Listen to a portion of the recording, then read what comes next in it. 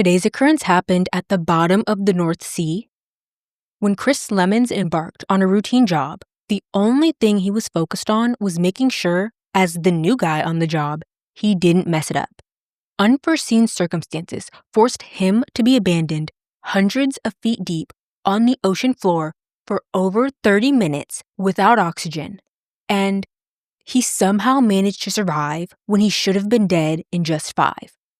I'm Tatiana, and this is the story of Chris Lemon.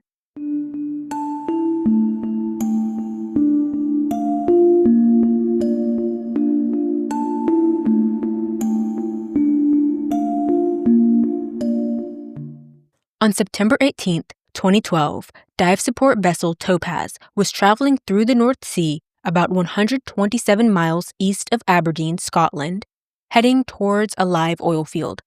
They're roughly 12 hours away from Aberdeen, middle of the North Sea basically, and there were 127 crew members on the vessel, including 12 saturation divers. And a few hours prior to getting to the job site, those working this job went through the usual health checks just to make sure they were up to snuff.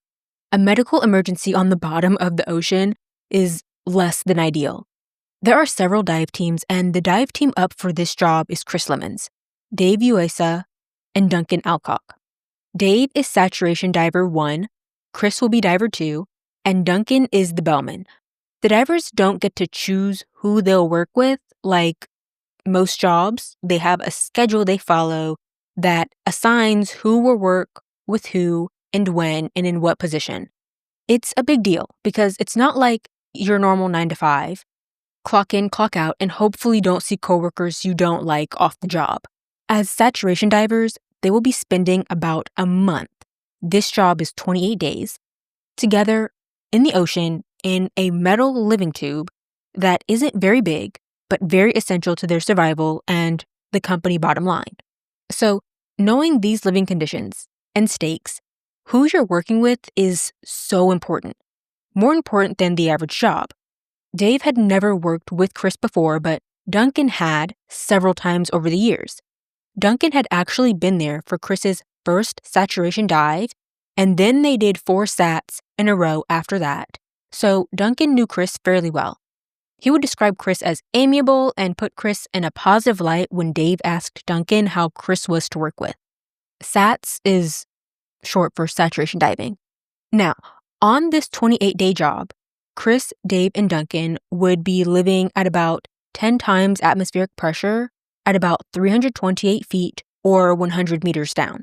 The saturation system they live in is not big, like at all. Standing full height has one of the guys' heads just inches from the ceiling, and they actually hit their heads on the pipes and nozzles that hang down to the point where some have gashes and bumps on their head frequently from hitting their head so often.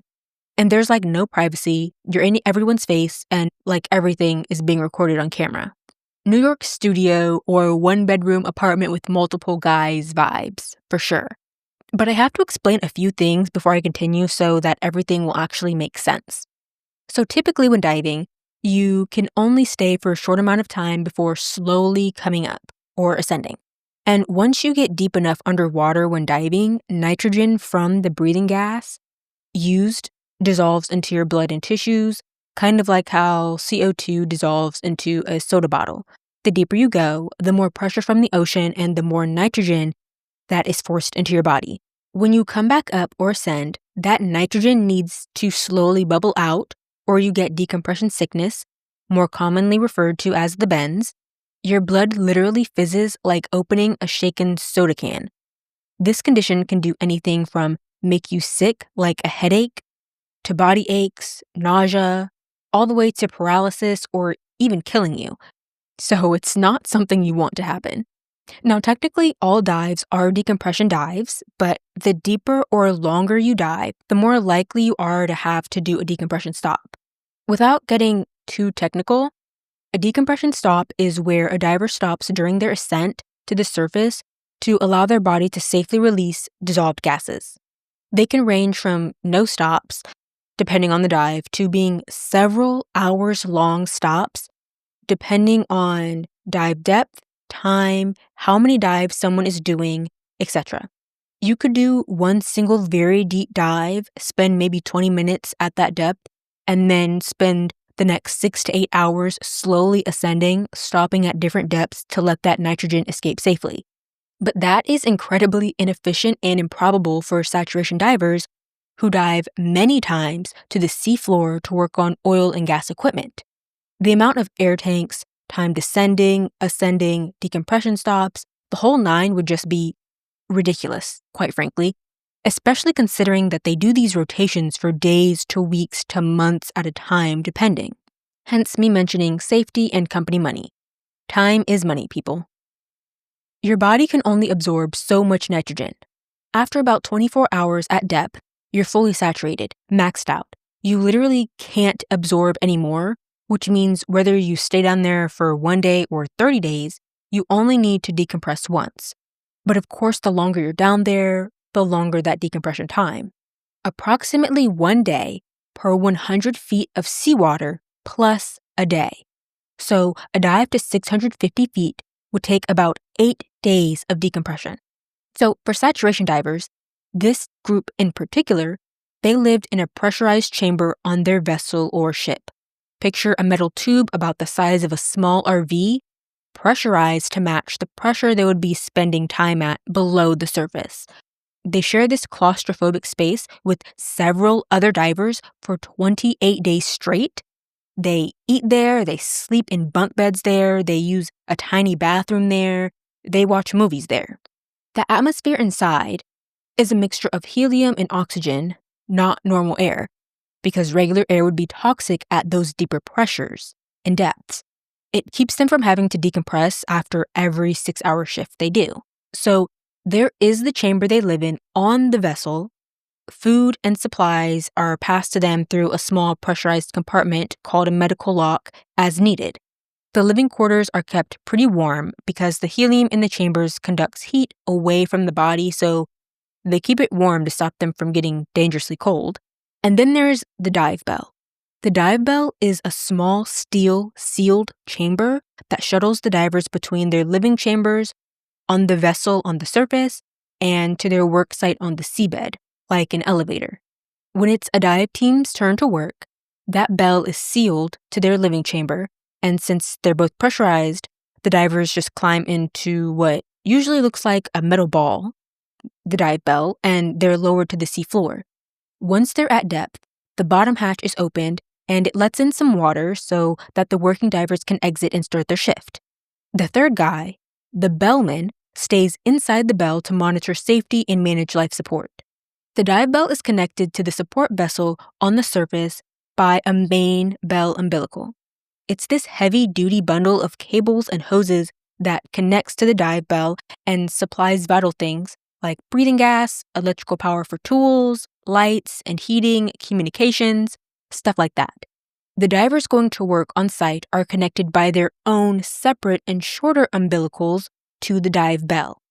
Their umbilical provides them with hot water to keep them warm while in that cold water on the ocean floor, breathing gas, communications, and it sends audio and video back to the bellman and to the people monitoring on the surface.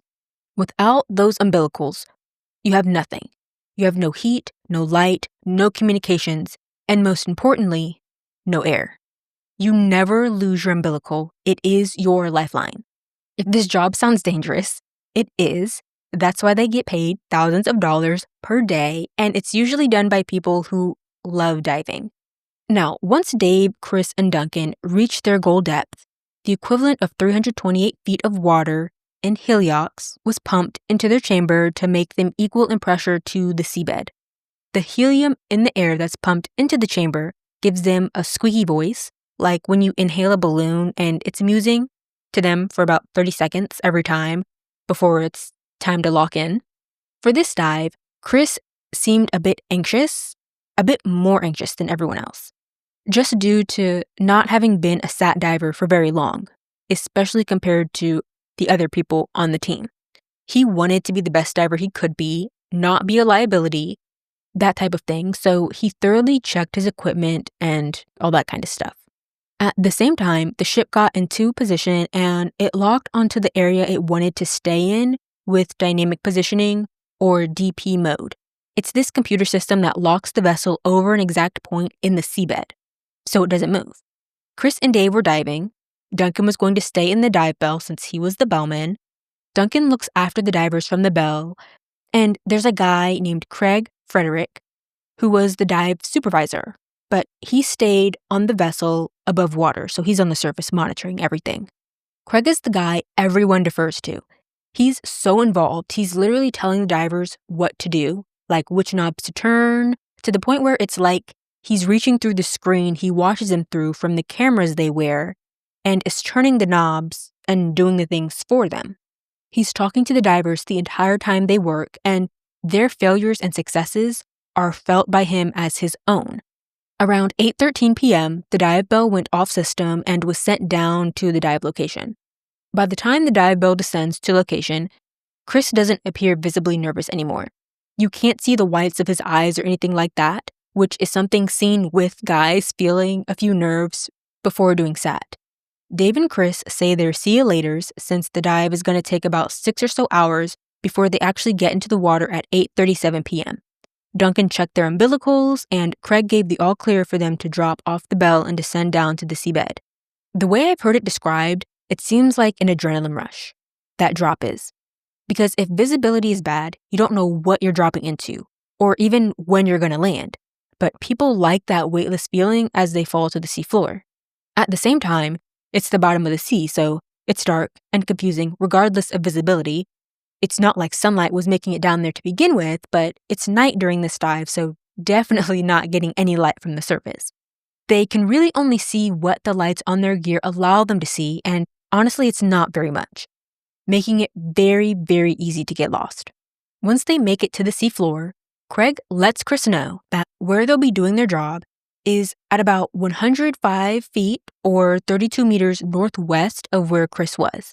Again, it's super dark. Trying to find where they're supposed to do the job is almost more difficult than doing the job itself. The seabed plays tricks, and that first 10 minutes trying to orientate themselves can be pretty stressful sometimes. Both Dave and Chris make it to the job site at 8:49 p.m. and start working on this manifold. Manifolds are usually made of stainless steel and aid in smoothly distributing fluid from a single source to multiple outputs, or the other way around. There are several wells inside the structure they're working on, and oil comes out of the ground there before it's piped to a platform. They were there to remove a piece of pipework and float in a new piece to replace it. It was a pretty standard routine job. Duncan, still inside the dive bell, took this time to relax a little since both Dave and Chris were working and Craig was pretty much overseeing everything from the surface at that point. On this night, the weather wasn't very good. Winds were at 35 knots and there were 18-foot swells. It wasn't undivable, but they were kind of pushing diving limits a bit. Not ideal, but not impossible. The weather was rough, but that was normal for the North Sea. And for them, it was considered safe for the job, considering the job isn't exactly safe. It sounds like the job was par for the course, considering the conditions at first, but then it wasn't. The dynamic positioning officer on Topaz was Michael Sikorsky. Michael was in charge of the DP computer and keeping the vessel in its exact position so divers could remain safe while in the water. An alarm went off. It was an alarm Michael hadn't seen before, and immediately after that alarm went off, there were multiple faults popping up, one after the other. The vessel wasn't holding its position anymore, so Michael reported that the DP failed. At this point, Craig, the supervisor, sees that amber light come on. Craig's station has like a million other knobs, buttons, monitors, controls, and lights, all of which I have pictures of on the podcast Instagram and Facebook, linked in the show notes. But among all of this equipment, there's an area that tells Craig information about the DP. There are these 3 small lights. One's green, one's amber, and one is red. Right next to the other in this horizontal line, kind of similar to a stoplight that was laying horizontally instead of vertically. And instead of yellow, there's amber. Craig could hear Michael's voice telling him about the failure through his headset, and Michael's tone immediately told Craig that this amber light was not normal. So Craig tells Chris to quickly just leave what he's working on during the dive job and get back to the dive bell immediately. Like, should have been on the bell yesterday, but not in a completely panicked kind of way. Think of air traffic controllers if you've ever heard audio of them talking to pilots when the situation is just not looking good at all. Urgent but clear and commanding. So Chris does what he's told and he leaves the structure he was working in. And while him and Dave do that, Craig tells Duncan to stand by for the two divers to come back to the dive bell where he's located. And at this point, it's just been seconds. They're moving fast. Saturation diving is no joke. Time is of the essence. But in those seconds, that DP status light turned from amber to red. Now, Craig had never seen a red light. Can't imagine how hard his stomach fell out of his bottom. But it's clear the bridge lost control of the vessel and its navigation system. In his words, effectively turning it into a sailboat because it now drifted with the weather. It couldn't stay in place anymore.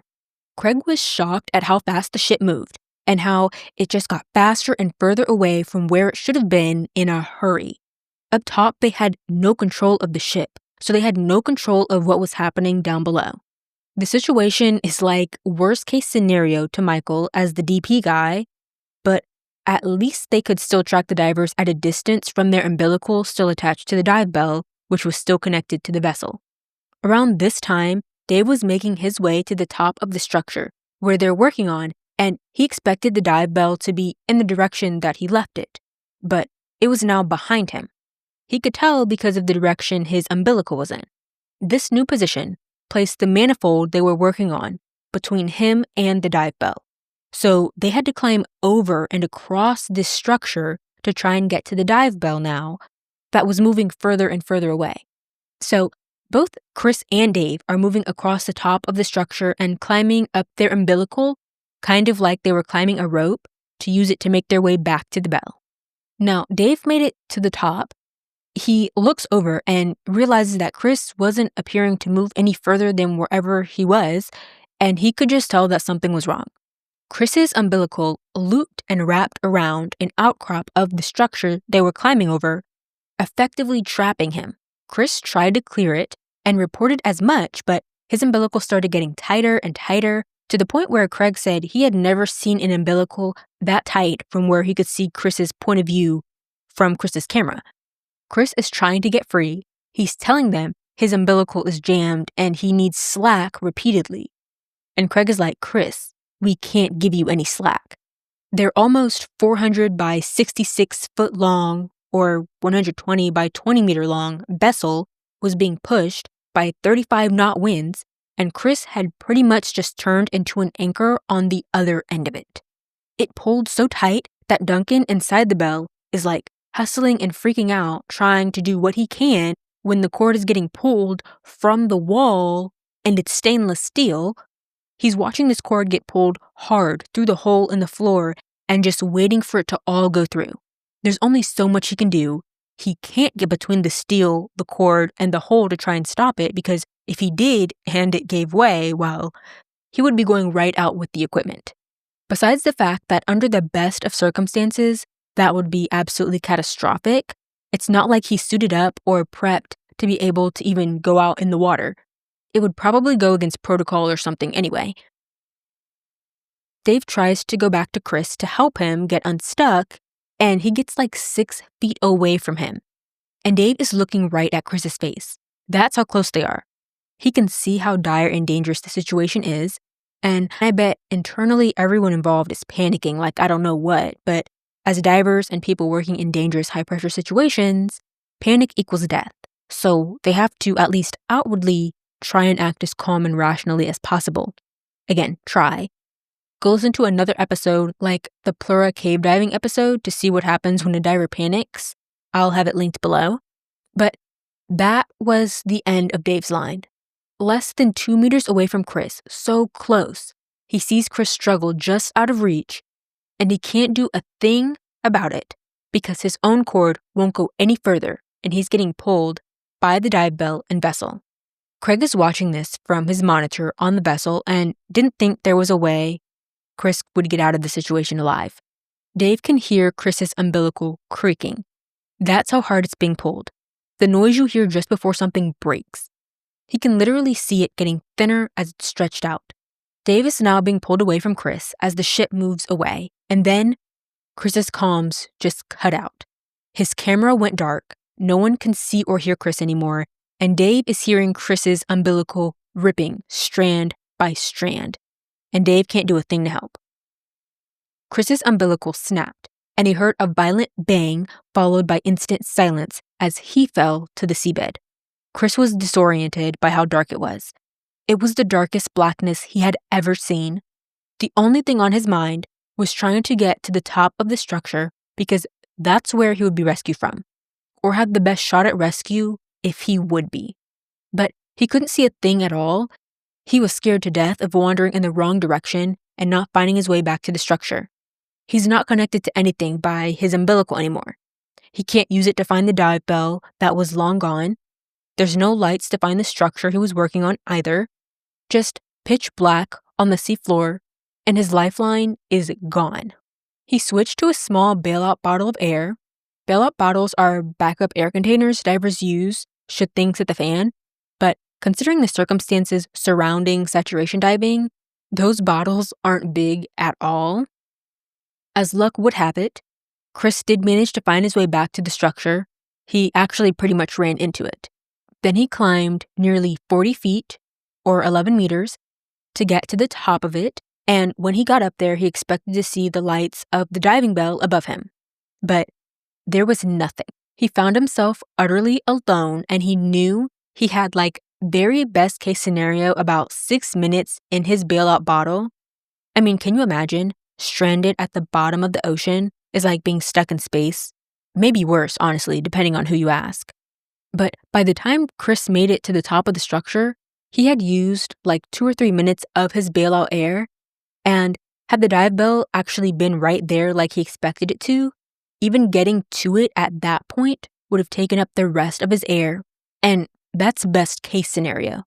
Chris had at that point realized his chance of survival was practically nil. He couldn't really feel cold though, surprising considering he would have felt cold almost immediately. It was 40 degrees Fahrenheit or 4 Celsius on the seabed, and he no longer had his umbilical to provide him hot water as he dove. But Chris was so aware of what he was losing in that moment. He would never see his fiancée, Morag, become his wife. They were supposed to get married the following April. He wouldn't see the house that they were building together be finished. His future, any possible children, all of that would be gone. He was dying alone in the dark, at the bottom of the ocean, and struggling more and more to breathe, before there was just nothing.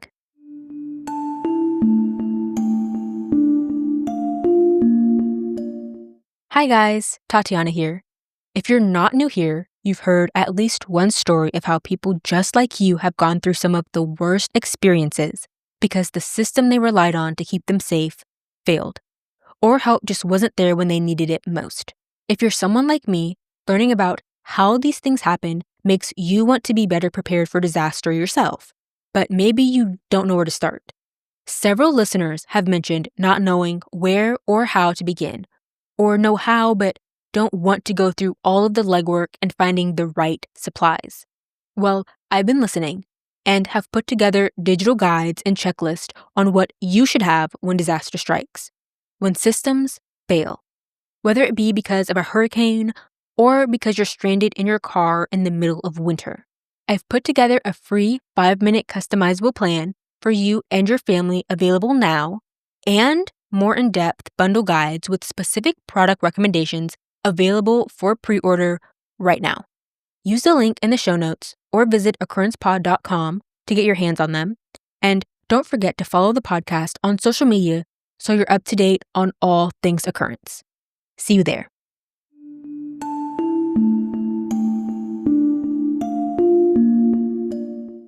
As Chris is left behind, Dave is trying to climb back up his umbilical to the dive bell, and the resistance in the water is pushing against him as he tries to. The ship is being pushed and pulled through the water. Now, Dave is more of a logical person, so logical Dave wasn't really thinking about what just happened to Chris, how he was probably dead. Dave was focused on getting back to the bell to save himself. So, as he's trying to pull himself up, he's worried about possibly worsening the situation. he could be dragged into another structure down there, and he wouldn't be able to do much, if anything, to stop it, if he even managed to see it coming because of how dark it is.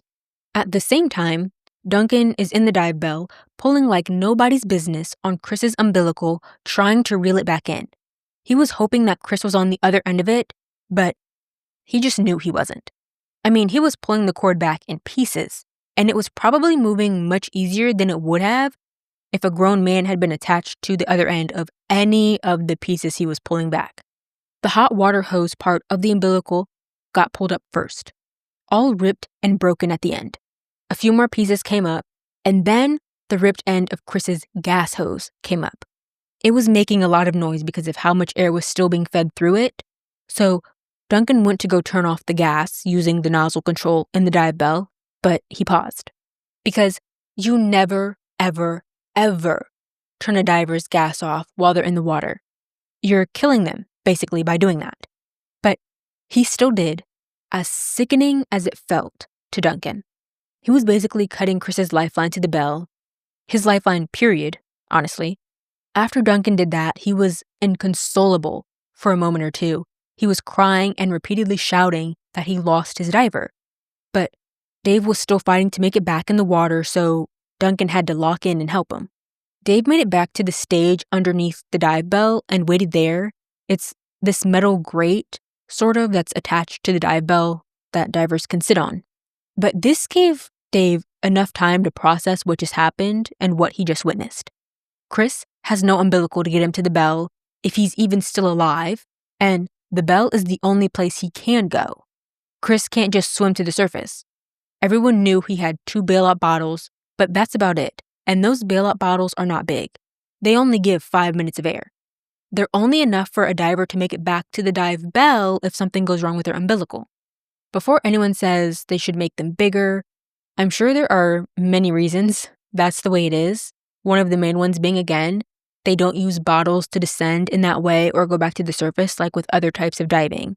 They aren't going to be doing decompression stops outside of their bell to adjust. They're underwater at depth so long that without that dive bell to properly adjust, basically any and all attempts to get to the surface would end with them dead, short of having hundreds of air bottles that they can't safely carry while swimming and operating on metal, deep structures and whatnot. 5 minutes after Chris's cord is severed, Craig is getting everyone up. If you're asleep, wake up. If you're eating, get up. They needed all eyes and minds on the task at hand. Everyone on that vessel needed to help save Chris. A diver medic in Team 2 was someone who was woken up in the chaos. The life support supervisor told Stuart Anderson, the dive team medic, over comms that a diver was left on the manifold and that they were sending Stuart the medical gear and that he needed to get ready. Stuart was scared. This was out of the normal routine and he didn't want to be involved in something that didn't appear would end very well. No one did, to be honest, but the ship was still drifting from Chris out of control. So the captain decided to go manual and take the DP computers out of the question, because all 3 computers that were supposed to control dynamic positioning were redundant and not operational. The computer running DP had failed, the backup that goes to that computer all the time failed, and the master computer failed too. It felt like the impossible happened. They couldn't control the vessel using computers, so the captain felt like manual was the way to go. According to the DP guy, Michael, manual is for when the wind isn't very strong and there aren't waves, like only for use in a harbor type of thing. Trying to do this now, the bridge crew had to learn how to control the ship with 4 thruster handles, but they were installed on 2 consoles and one man doesn't have 4 hands. So it was difficult and they claimed no one ever anticipated having to do this, so it wasn't exactly going to plan. Michael had never seen the captain and chief officer doing that manual style of trying to control the ship before, but every now and then it would work. They'd have a little control doing the manual option, but then a wave would come and point the vessel in a different direction. Craig is telling the bridge that they have to get them back to where Chris was left quickly, but Michael was like, "We're doing the best we can." Meanwhile, dive medic Stuart could tell the engines were thrusting really heavily, trying to do what those in the bridge were trying to have it do. Dave was still on the bell stage outside of the dive bell, and he could feel it being moved side to side roughly. Duncan was inside of the Belle trying to remain calm, and he couldn't stop thinking about how the heck he was going to tell Morag that Chris went on a dive and didn't come back. He had a hard time keeping it together. Now, by the 12-minute mark, Craig is still trying to believe that Chris is alive and recoverable, even though he knew realistically they were now over double the amount of time he would have had once he switched to the bailout containers. But they low-key lost him once the vessel moved, so they had to try and find Chris again using the ROV, which was the only thing Craig had at the time that was working as it should. An ROV is a remote-operated vehicle used during underwater tasks, used for a ton of things, but in this case, to go find Chris since they still couldn't get the vessel to go where they wanted it to go. The ROV could swim about 656 feet or 200 meters away from the ship without too many issues. Craig sent the ROV to the structure, knowing that was the most logical place to start the search for Chris. They didn't know if he was beside it, on top of it, under it, etc. It felt like forever to wait for the ROV to actually find Chris. Along with just locating him, they hoped if Chris was still alive that seeing the ROV would give him an extra boost of morale to try and keep fighting to stay alive. And they're like fingers crossed and praying they would find the structure because using this little instrument in turbulent water with worse visibility than the divers have when they're down there was kind of a stretch. Not impossible, but given the time constraints, it's not like they could really waste time having the ROV swim around willy-nilly. But they happened upon the structure, and on top of it was Chris, lying on his side, not moving. The ROV technician tried to reassure Craig that he's all right, and Craig's like, "How do you know that?" And the tech goes, "He's waving at us." And that's when they see Craig's arm moving. And honestly, it wasn't so much as a wave as it was like twitching. I could possibly see someone just thinking it was the current pushing him like that and not him deliberately moving. But regardless, it was huge. Not necessarily because of the twitching, but because of where Chris was. Him being on top of the structure meant that he would be easier to recover, possible to recover. After 22 minutes, the vessel still hadn't recovered DP control and was still under manual control. They were still trying to manually move the vessel back to the structure, but progress felt so slow.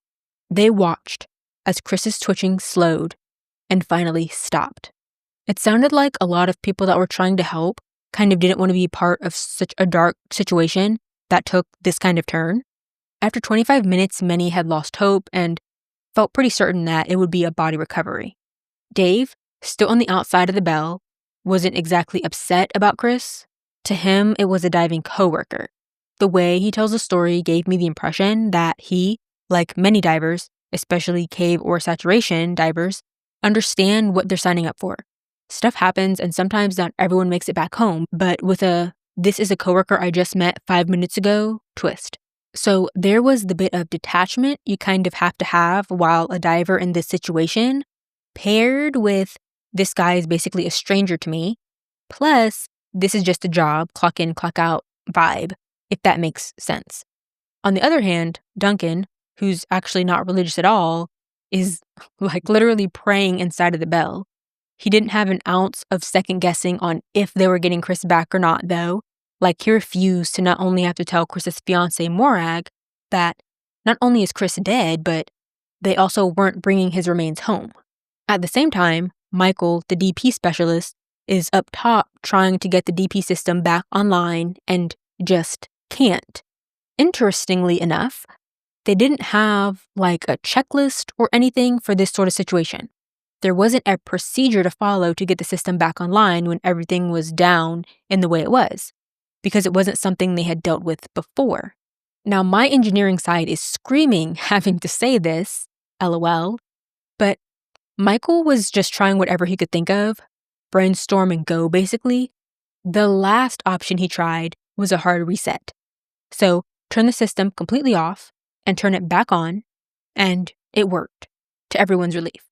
The system was back online, they could put it back on auto mode and move directly back to where Chris was instead of the manual tug-of-war they were doing with the storm. At this point, it's about 28 minutes since Chris's umbilical severed. Oh, so It definitely felt way too late for everyone as far as getting Chris back alive. Dave, still outside the bell, is still feeling adrenaline from the ordeal and continues to ask if they're almost there yet. He wants to get it done already, as the ship made its way back to Chris once they had steering ability again. Duncan is literally holding Dave back by his umbilical. He described it as a dog on a leash. Craig is telling Duncan to take up all of Dave's slack. Dave is trying to go and recover Chris. Duncan is holding Dave back by his cord for dear life. Craig is keeping Dave in the loop on how far they are from Chris as they get closer. He's counting down the meters by the tens when finally Dave sees Chris lying on the structure, completely still, and he can see him from the lights of the ROV that's still beside him.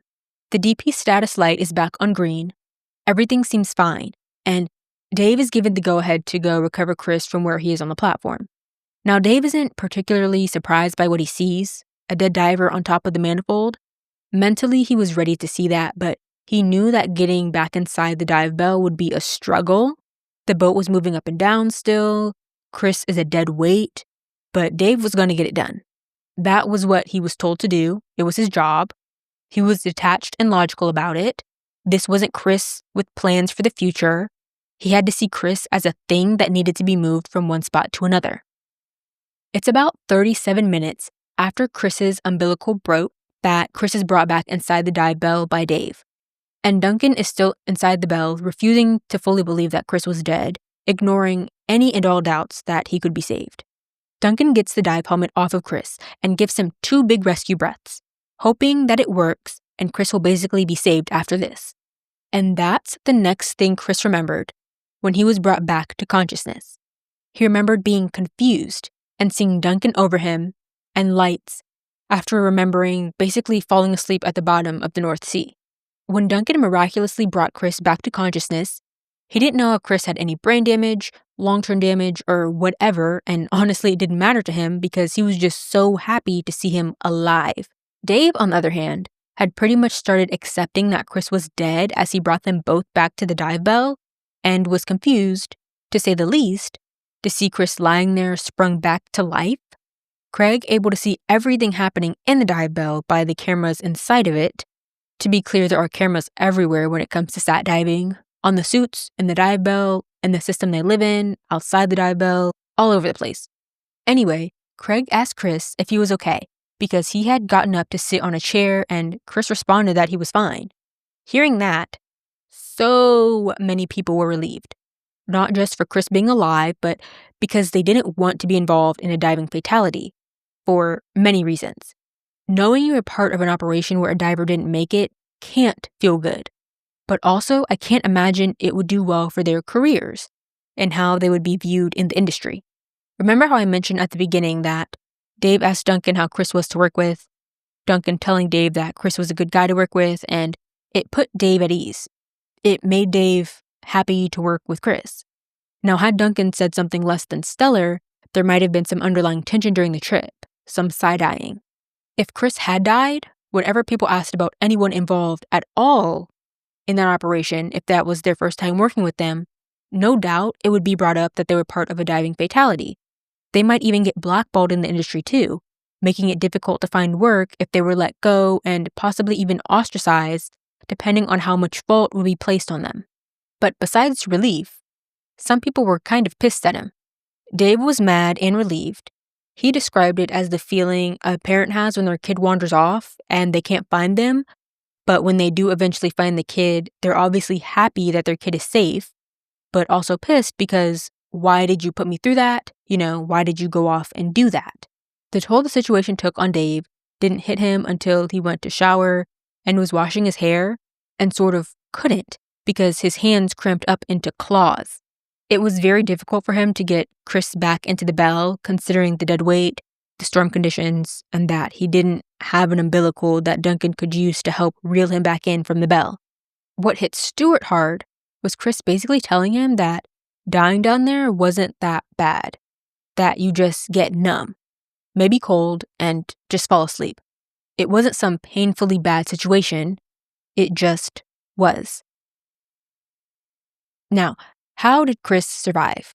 I don't think any official determination was made, but Chris believes that the cold water lowered Chris's body temperature enough to shut down his body and let him survive on what oxygen was in his system, in part possibly aided by the oxygen saturating his tissues from the high amount of oxygen in their emergency gas. So, tissues highly saturated with oxygen from the bailout bottles, and then him shutting down from the cold kind of preserved him long enough to be rescued without major organ damage. At least that's pretty much the best explanation people have been able to come up with. Now, when Morag got the call, she could picture him lying on the bottom of the ocean, alone and helpless. It didn't matter that it was Chris telling her what had happened and that he survived. It didn't matter that up until that point, she never worried about him while he was on these jobs, because Chris told her he was safe and there was nothing to worry about. Morag still needed to see and touch Chris. She couldn't calm down until she did. The pair did end up getting married, and Chris was back saturation diving with Dave and Duncan just 3 weeks after the accident in the bottom of the North Sea. Seems par for the course for the diving types. Just sounds like it's how they're wired. Now, the computer system and all of its backups malfunctioned, right? Honestly, I don't know if anyone ever found out why, or at least they didn't come out publicly and say why it happened, just that it malfunctioned and needed to be reset. If that hasn't been found out and communicated and corrected, at least within the industry, it definitely should. If it happened once, it can happen again. Besides that, there not being a checklist or plan for when absolutely everything goes wrong, like Murphy's Law isn't a thing, especially in such a dangerous field of work, is wild. I'm not saying this is what happened here, but it reminds me of how a lot of times companies know there's something wrong with their product or their system, like cars with faulty airbags or bad medicine being distributed. And instead of recalling and fixing it, they just ignore it. They just let the class action lawsuits come to them because they know that the lawsuit payout will be less than the cost of fixing the original mistake. Again, not saying that this is what happened or what this company did or whatever, just that it's what comes to mind when large corporations don't seem to have fleshed out basic safety considerations and backup plans for the backup plans. Just hard to believe no one thought about contingencies for such a not so impossible possibility. This is 2012, it's not 1842. At this point, I've covered dozens of stories of what has happened to adventurers, people, and families that have and don't have plans. And I've gotten more than a few responses that some of you just don't know where to begin with preparing for disasters. Well, I've created a quick 5-minute download for you to use for yourself and family, so you have a jumpstart on your preparedness and safety plan. Just go to occurrencepod.com or use the link in the show notes to get access to that guide. Stay safe and see you next Thursday.